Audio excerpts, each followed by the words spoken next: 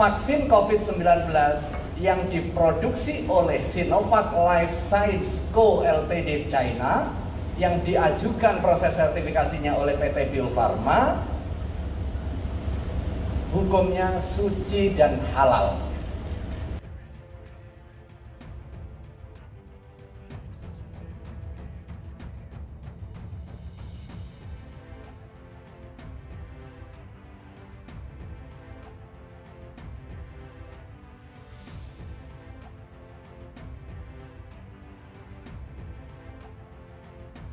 Setelah dilakukan diskusi yang cukup panjang dari hasil penjelasan dari tim auditor, rapat komisi fatwa menyepakati bahwa vaksin COVID-19 yang diproduksi oleh Sinovac Life Sciences Co. Ltd. China yang diajukan proses sertifikasinya oleh PT Bio Farma,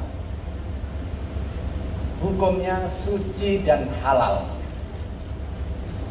Ini yang terkait dengan aspek kehalalannya.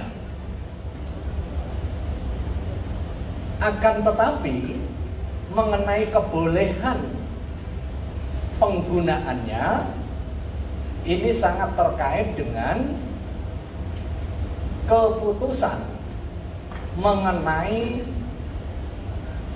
aspek keamanan dari Badan POM. Jangan lupa subscribe, share, komen, dan like ya.